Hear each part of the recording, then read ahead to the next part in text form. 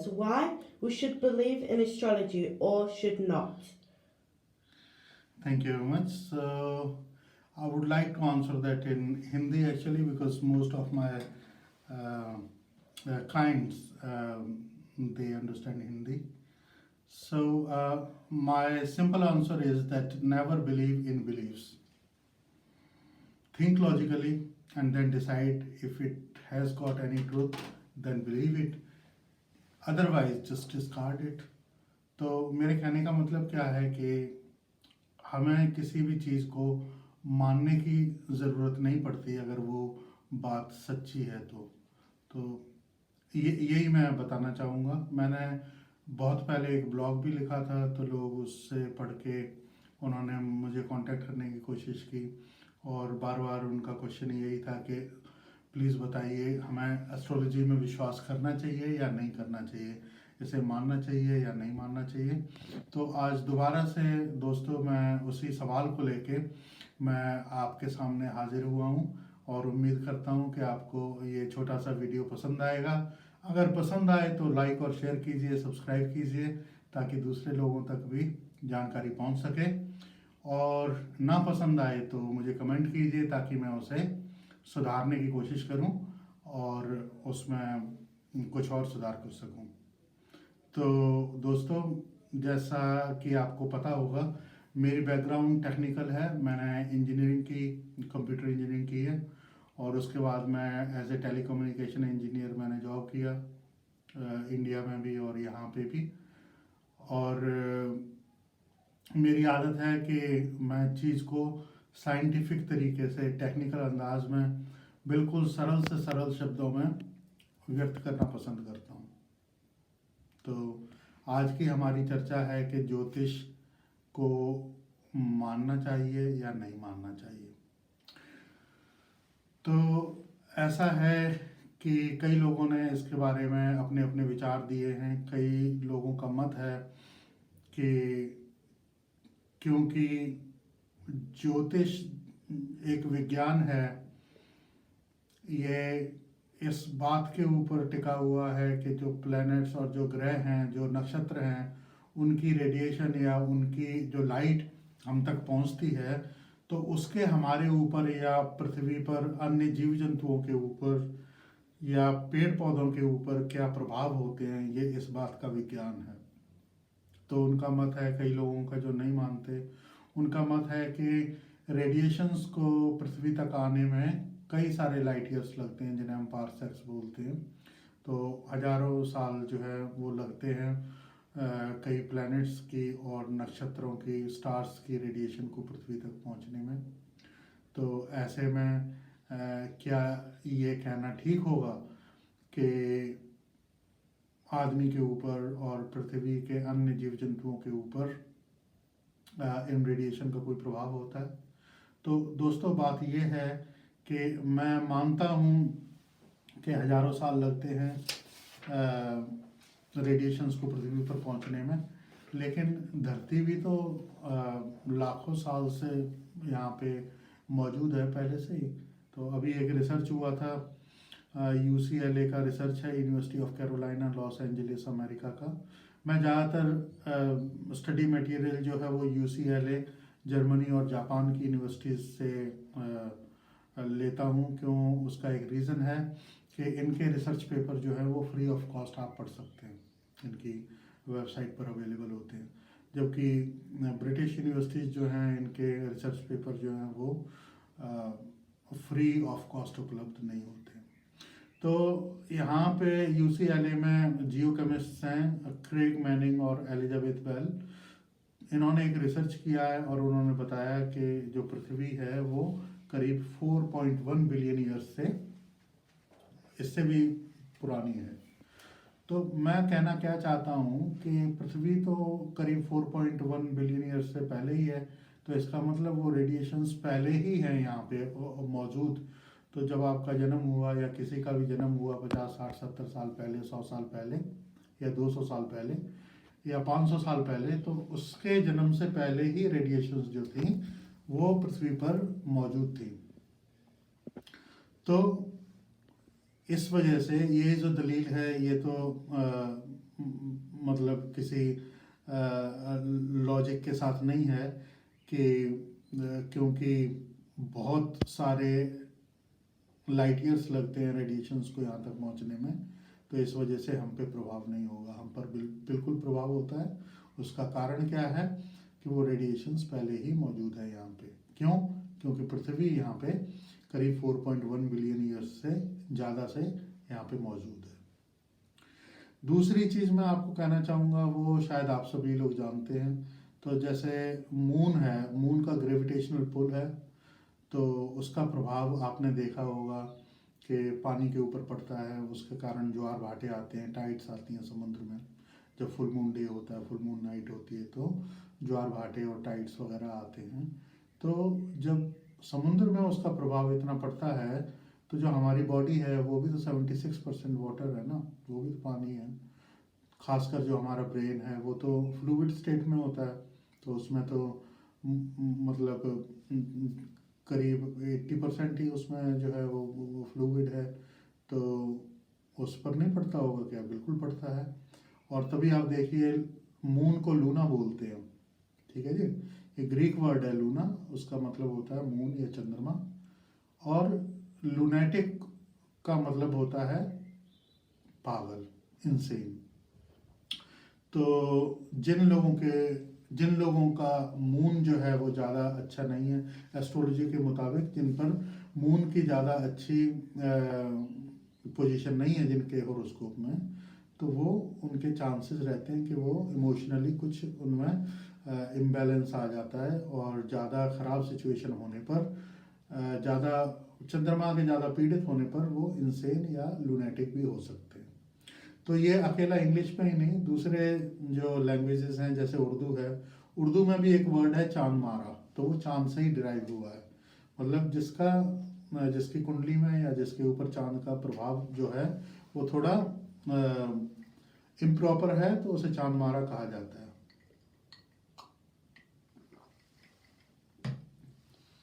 और वैसे भी कई जगह पे स्टडी हुई है और उन्होंने बताया है कि जब फुल मून डे और फुल मून नाइट का समय होता है, तो कई लोगों को मतलब काफ़ी इमोशनल इम्बैलेंस का सामना करना पड़ता है।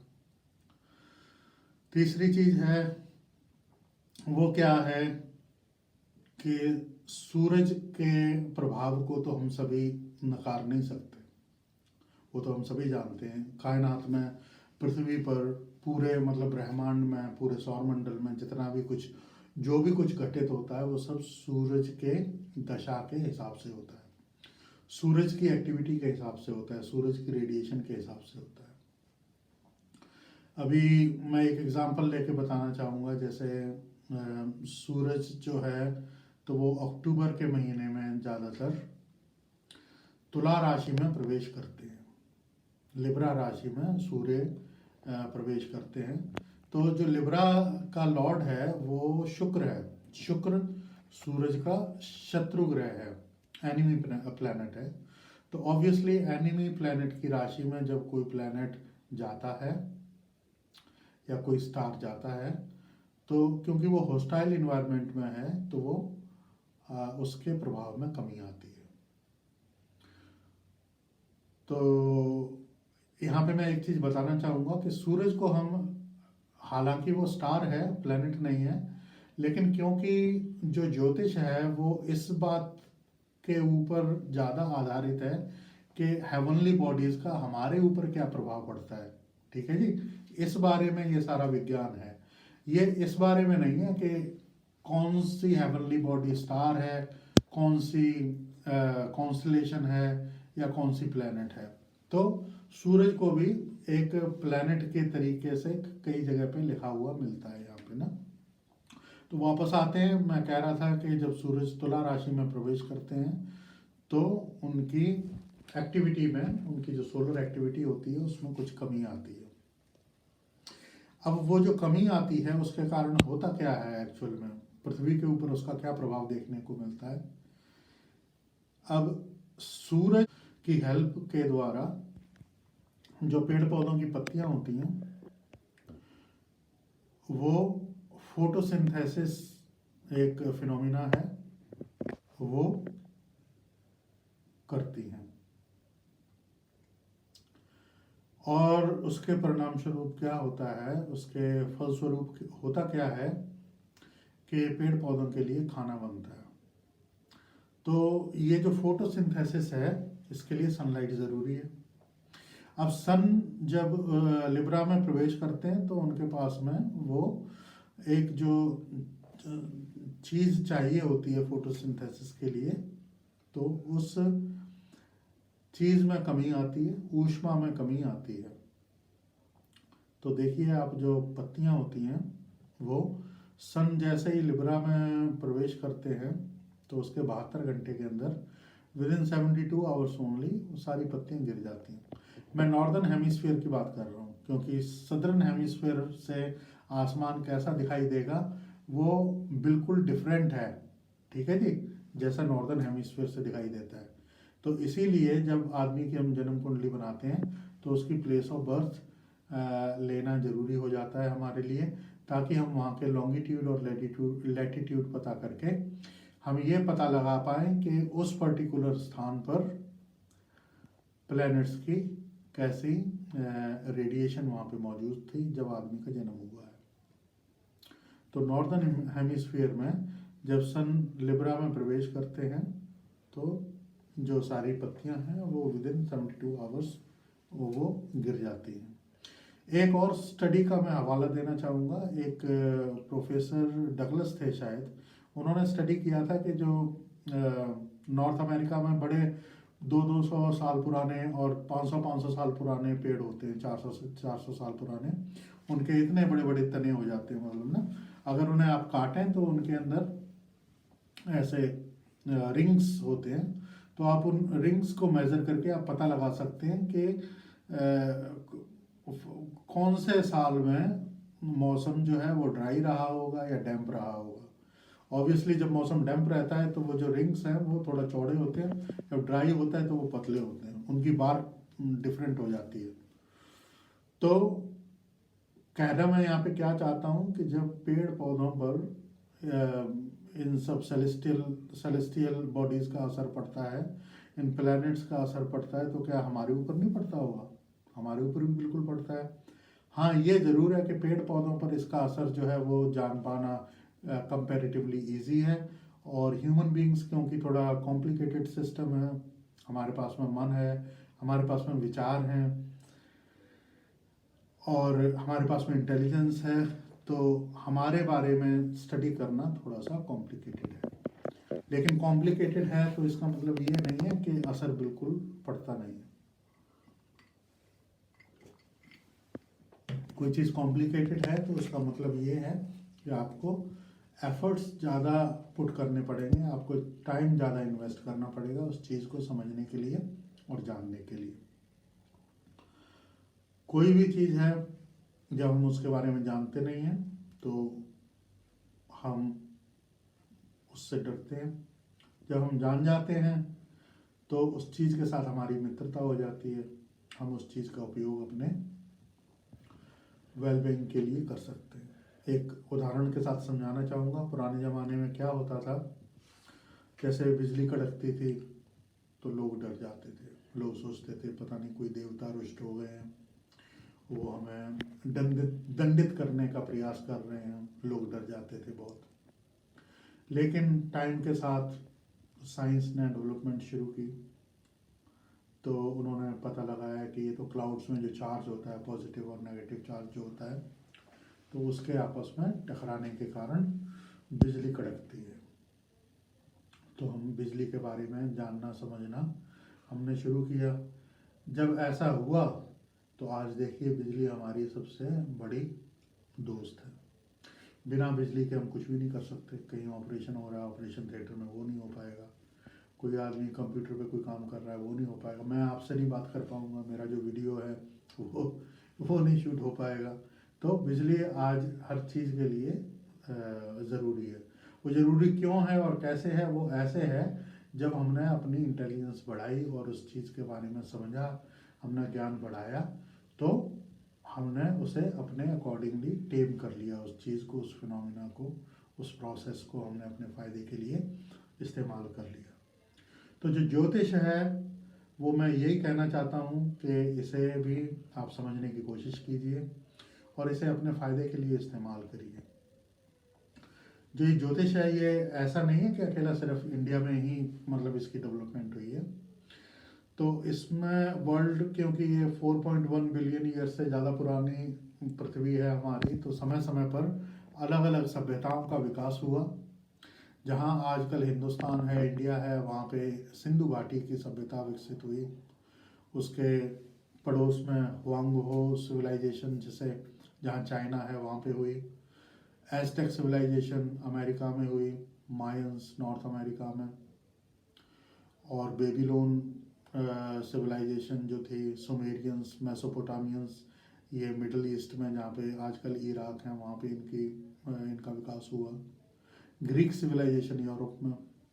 तो इन सभी जगह पे ज्योतिष का अलग अलग काल में विकास हुआ। अब जो बेसिक फंडामेंटल्स हैं ज्योतिष के, कि जैसे चंद्रमा का क्या प्रभाव होता है, शुक्र का क्या प्रभाव होता है, जुपिटर का क्या प्रभाव होता है, वो सब सेम रहते हैं। चाहे वो आप ग्रीक सिविलाइजेशन से पकड़ लीजिए या इंडस वैली सिविलाइजेशन में जो विकास हुआ वहाँ से देखिए, वो सब सेम रहते हैं। उसका कारण क्या है कि जो सत्य है, जो सच्चाई है, उसे चाहे 1000 लोग रिसर्च करेंगे तो भी वो सेम रहेगा। सच्चाई सदा सेम रहती है। जो असत्य होता है सिर्फ उसमें फर्क आता है। तो सभी सिविलाइजेशंस ने करीब करीब सेम कहा है एस्ट्रोलॉजी के बारे में। तो इसका मतलब क्या है कि ये सच्चाई है। अगर नहीं होती तो वो आपने एक कहानी सुनी होगी कि एक हाथी खड़ा था, पता नहीं कोई 7-8 लोग, 10-12 लोग अंधे थे, तो वो हाथी को टटोल टटोल के जो है अपने हिसाब से वो उसकी डेफिनेशन लिखते हैं कि ये टांग है कि खंबा है कि क्या है, ये सिर है तो सूंड है। तो वो क्यों इनकंसिस्टेंट थी उनकी बात, क्योंकि वो सभी अंधे थे। ठीक है जी। तो आंखें खोलिए, आपको सत्य दिखाई देगा। अंधे होकर अगर आप किसी चीज़ को फॉलो करेंगे, मानेंगे, तो वो भी सही नहीं है। और अंधे होकर आप किसी चीज़ को नकार देंगे तो वो उससे भी ज़्यादा ख़राब है, उसमें भी कोई बात नहीं है। तो आंखें जब आप खोलेंगे तो जो सत्य है वो आपको दिखाई देगा। कई बार क्या होता है कि सिस्टम अगर कॉम्प्लिकेटेड होता है तो हमें अपनी रिसेप्शन मजबूत बनानी पड़ती है। जैसे मेरे पास मोबाइल रखा है यहाँ पे, मान लीजिए अगर उसके अंदर जो मैकेनिज़्म है वो इतना केपेबल नहीं है कि वो सिग्नल को कैच कर पाए, तो मुझे एक यहाँ पे एक्स्ट्रा एंटीना लगाना पड़ेगा, उससे मैं सिग्नल को कैच कर लूँगा। तो ऐसा ही हमारे साथ होता है। कई बार क्या है कि हम ज्ञान को समझ नहीं पाते हैं, किसी बात को समझ नहीं पाते हैं, तो वैसे सिचुएशन में हमें अपना जो सोच का दायरा है वो और विस्तृत करना पड़ता है। हमें अपनी नॉलेज बढ़ानी पड़ती है, कई बार किसी की हेल्प लेनी पड़ती है, किसी गुरु की या किसी जानकार आदमी की। तो उसके द्वारा हम चीज़ों को समझ पाते हैं। अभी सूरज के बारे में मैं बता रहा था, 2 चीज़ें और बतानी चाहूँगा उसके बारे में। तो जब सूरज का प्रवेश तुला राशि में होता है तो सब तरफ जो है पेड़ों की पत्तियाँ उत्तरी गोलार्ध में, नॉर्दर्न हेमिस्फीयर में सब पत्तियाँ गिर जाती हैं। क्यों? क्योंकि उनका जो पत्तियों का प्रयोजन था, जो उनका काम था, वो कुछ देर के लिए सस्पेंड होने वाला है, कुछ देर के लिए वो बंद होने वाला है। मतलब वो सूरज की जो एक्टिविटी होगी वो इतनी ज़्यादा रोबस्ट नहीं होगी कि वो अपने काम को कर पाए। ठीक है जी। तो पत्तियां गिर जाती हैं। चारों तरफ आप देखें, जैसे जो कंट्री हैं, फिनलैंड, आइसलैंड और इधर नॉर्वे और ये जो स्कैंडिनेवियन कंट्रीज़ हैं, स्वीडन, यहाँ पे रातें ज़्यादा लंबी होनी पड़ती हैं और होने लग पड़ती हैं। तो उसका असर क्या होता है कि भी लोगों में डिप्रेशन आप देखेंगे बहुत ज़्यादा वहाँ पे देखने को मिलेगी।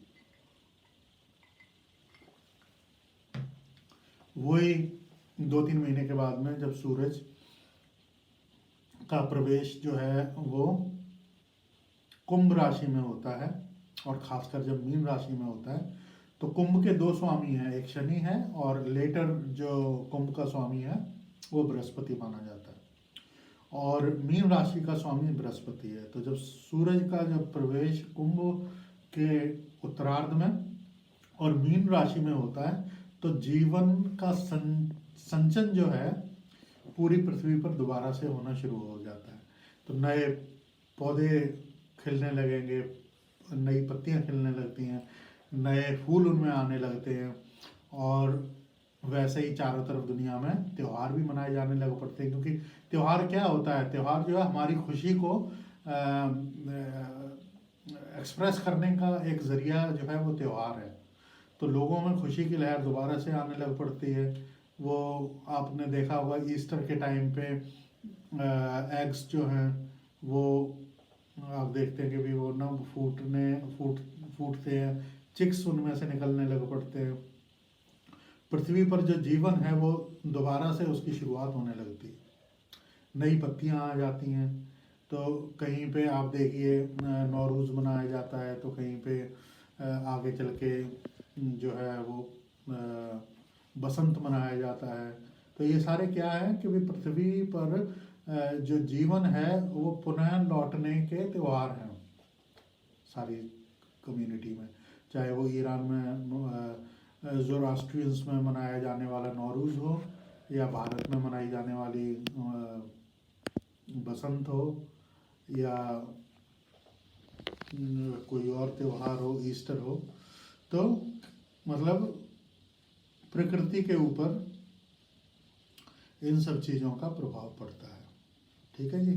तो क्योंकि पेड़ पौधों पर भी प्रभाव पड़ता है, तो पड़ता हम पर भी होगा, ये मेरा लॉजिक है।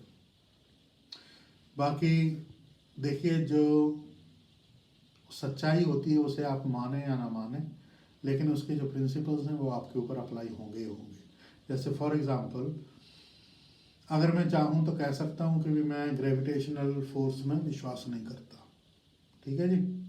लेकिन अगर मैं ऐसा सोचते हुए और 15वीं मंजिल से छलांग मार दूँ तो क्या होगा वो आप जानते हैं। मतलब ना, ऐसा तो है नहीं कि मैं बच जाऊँगा, क्यों? क्योंकि मैं मानता नहीं हूँ ग्रेविटेशनल फोर्स को, ठीक है जी।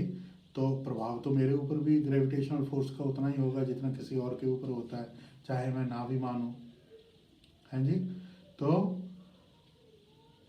मेरे कहने का यहाँ पे तात्पर्य क्या है कि जो नेचुरल प्रिंसिपल्स हैं, जो नेचुरल फिनोमिना है, वो इस बात पे निर्भर नहीं करता कि हम उसे मानते हैं या नहीं मानते, उसे एक्सेप्ट करते हैं या डिनाई करते हैं, उससे अग्री हैं या डिसएग्री हैं, ठीक है जी। इस बात पे वो निर्भर नहीं करता। उसका जो असर है, उसका जो इफ़ेक्ट है, वो ना मानने वाले पर भी उतना ही होगा और मानने वाले पर भी उतना ही होगा। तो इसीलिए बेसिकली मतलब मैं तो मेरी सारी एजुकेशन जो है वो टेक्निकल साइड से है, मैंने इंजीनियरिंग की डिग्री की, बट मेरा इंटरेस्ट था एक साइकोलॉजी में, ह्यूमन नेचर को जानने का। तो मैंने साइकोलॉजी पढ़ना शुरू किया। लेकिन साइकोलॉजी का ड्रॉबैक क्या है कि उनके जो प्रिंसिपल्स हैं वो स्टैटिस्टिकल डेटा पे बेस्ड हैं। तो जैसे उन्होंने एक एक्सपेरिमेंट किया 1000 लोगों पे, अगर 60% ने कह दिया हाँ तो उन्होंने मान लिया हाँ।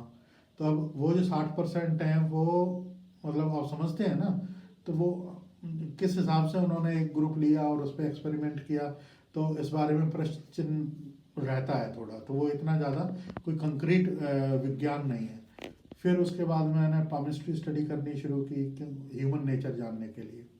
तो पामिस्ट्री भी ठीक है लेकिन वो बहुत ज़्यादा एक्यूरेट नहीं है। फिर मैंने न्यूमरोलॉजी स्टडी की। उसके बाद में फिर मैं एस्ट्रोलॉजी में मैंने स्टडी करना शुरू किया, और मैंने पाया कि जो एस्ट्रोलॉजी के जो प्रिंसिपल्स हैं वो आप किसी भी चीज़ के ऊपर आप उन्हें अप्लाई कर सकते हैं। ह्यूमन नेचर के ऊपर, आप प्रकृति के ऊपर अप्लाई कर सकते हैं, पेड़ पौधों के ऊपर, पृथ्वी के मौसम के ऊपर आप अप्लाई कर सकते हैं, शेयर मार्केट के ऊपर कर सकते हैं, ठीक है जी। वर्ल्ड में कैसे इवेंट्स हो रहे हैं, आप मतलब दो देशों के बीच में कैसे रिलेशंस होंगे, उसके ऊपर भी आप अप्लाई कर सकते हैं। तो इसका जो दायरा है वो काफ़ी विशाल है। एक चीज़ और कहना चाहूँगा मैं, पुराने ज़माने में क्या था कि चीज़ों को एक्सप्लेन कर पाना कठिन था। उसका कारण क्या था कि उस समय साइंस का युग नहीं था। आज हमारे पास में साइंस के प्रिंसिपल्स हैं। आज के ज़माने में जिस आदमी के पास थोड़ी सी साइंस की नॉलेज है, उसे ये समझा पाना बहुत इजी है कि एस्ट्रोलॉजी में कितनी सच्चाई है। जिन लोगों ने केमिस्ट्री पढ़ी है उन्होंने एक चीज़ के बारे में ज़रूर पढ़ा होगा, जैसे स्पेक्ट्रोस्कोपी कहते हैं। स्पेक्ट्रोस्कोपी क्या है कि जो प्लैनेट्स से या जो दूसरे स्टार्स से जो लाइट आ रही है हम तक, हम उस लाइट का एनालिसिस करके उसमें जो कलर्स हैं उनका एनालिसिस करके हम फाइंड आउट कर सकते हैं कि उस प्लैनेट का निर्माण किन तत्वों से हुआ होगा। और ये जब हम ज्योतिष की बात करते हैं तो यही तो हम कहना चाहते हैं कि जो ये रेडिएशन है उनका प्रभाव हम पर भी होता है। जैसे एक्सरे भी एक रेडिएशन है, उसका भी प्रभाव हमारी जीन्स के ऊपर होता ही है ना। आप जानते हैं कि हिरोशिमा और नागासाकी में वहाँ पे मतलब जो अटैक हुआ, चलो वो तो हुआ, उसके बाद भी जो उनकी कमिंग जनरेशन्स हैं तो उनमें उनकी जीन्स में भी काफ़ी परिवर्तन आया। तो वो सब रेडिएशंस का ही कमाल है ना। तो इन रेडिएशंस के थ्रू भी हमारे ऊपर काफ़ी प्रभाव पड़ता है, काफ़ी चीज़ें जो हैं उन उन उन वो वे प्रभावित होती हैं। इसी चीज़ को जानने और समझने के लिए एस्ट्रोलॉजी की हमें ज़रूरत पड़ती है। और ये एक बड़ी इंटरेस्टिंग चीज़ है। इसका जो दायरा है वो असीमित है, आप जितना भी पढ़ते जाएं उतना थोड़ा है। तो दोस्तों, ये मेरा पहला वीडियो था। मैं उम्मीद करता हूँ कि आपको बात समझ में आई होगी। शायद मैं बात को अच्छे से रख पाया हूँगा। अगर आपको अच्छा लगे तो लाइक कीजिए, सब्सक्राइब कीजिए और शेयर कीजिए ताकि दूसरे लोगों तक भी बात पहुँच सके। और इससे थोड़ा हौसला अफजाई भी होती है। तो मेरी कोशिश रहेगी कि मैं छोटी छोटी चीज़ों पर, ज्योतिष के छोटे छोटे क्वेश्चंस पर मैं कुछ और वीडियोस भी बनाऊं आने वाले टाइम में। और आपका साथ मिलता है तो बहुत अच्छी बात होगी। Thank you.